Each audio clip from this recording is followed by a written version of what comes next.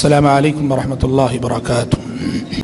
حضرات، وہ کیا خطوات ہیں، وہ کیا رہنما اصول ہیں، یا وہ کیا تعلیمات ہیں جنہیں اپنا کر میاں بیوی مثالی میاں بیوی بن سکتے ہیں، اپنے رشتے کو ٹوٹنے سے بچا سکتے ہیں، اپنے رشتے کو کمزور ہونے سے بچا سکتے ہیں؟ بہت ساری باتیں ہو سکتی ہیں، طویل موضوع ہے، میں چند ایک نکات بتا کر انشاءاللہ تعالی اپنی بات ختم کرتا ہوں۔ سب سے پہلی چیز، آپ چاہتے ہیں کہ بحیثیت میاں بیوی اچھی اور مثالی زندگی گزاریں، آپ کے لیے ضروری ہے کہ اپنے ازدواجی زندگی میں ہمیشہ دین کا لحاظ رکھ کے چلیں۔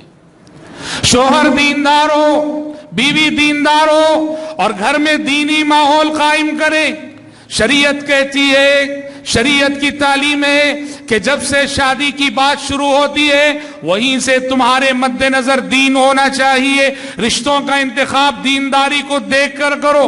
آپ نے فرمایا اذا اتاکم من ترضون دینہ وخلقہ فزوجو، تم کو جو دیکھنا ہے دیکھ لو، مال دیکھنا ہے دیکھ لو، خاندان دیکھنا ہے دیکھ لو، حسن و جمال دیکھنا ہے دیکھ لو، یہ تمہاری اپنی مرضی ہے، شریعت تمہیں پابند کرتی ہے، تمہیں جو دیکھنا ہے دیکھ لو، مگر دین اور اخلاق کو دیکھنا نہ بھولو۔ جس لڑکے کو ہم دیکھ رہے ہیں وہ دیندار ہے کیا؟ جس لڑکی کو ہم منتخب کر رہے ہیں وہ دیندار ہے کیا؟ اور دیندار ہونے کے ساتھ اخلاق ہے کیا؟ دین اور اخلاق، یہ دو چیزیں دیکھنا بہت ضروری ہوتا ہے۔ شریعت نے ایک پتے کی بات ہے، عام طور پہ لوگ یہ غلطی کرتے ہیں، لڑکے کو دیکھا، کہاں دیکھا؟ کہا کہ صف اول کا نمازی ہے، بڑا دیندار ہے، آپ نے اوکے کر دیا۔ وہ بزنس بھی کرتا ہے، مارکیٹ میں جا کے آپ نے اس کے بارے میں نہیں پوچھا، آپ نے مسجد میں دیکھ لیا اس کو صف اول کا نمازی ہے، اور وہی مارکیٹ میں جا کے نہیں پوچھا۔ آپ کو مسجد کی عبادت اس کی دینداری بتائے گی، مارکیٹ کا بزنس اس کے اخلاق کو بتائے گا۔ دونوں چیزیں دیکھنا ضروری ہے۔ اسی لیے پیارے نبی نے فرمایا اذا اتاکم من ترضون دینہ وخلقہ فزوجوہ الا تفعلوہ تکن فتنة فی الارض وفساد کبیر۔ ایسے رشتے آئیں کہ جن رشتوں میں دین اور اخلاق سے تم مطمئن ہو، فزوجوہ الا تفعلوہ تکن فتنة فی الارض وفساد کبیر۔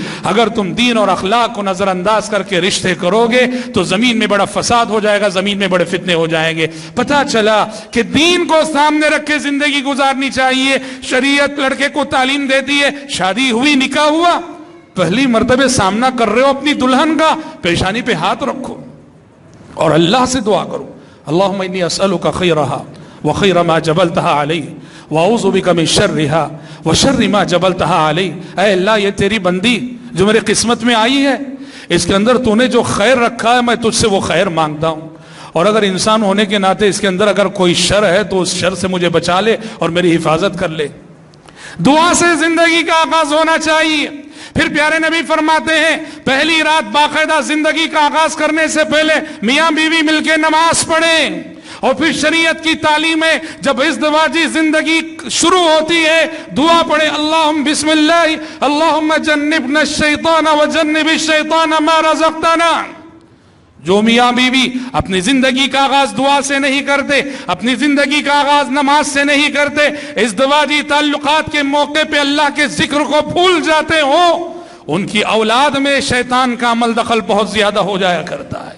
شریعت ہمیں تعلیم دیتی ہے، شریعت کی تعلیم ہے، شریعت کہتی ہے ربنا ہب لنا، اللہ اکبر، ربنا ہب لنا من ازواجنا وذریاتنا قرۃ اعین واجعلنا للمتقین۔ بڑی پیاری دعا ہے، اللہ اکبر۔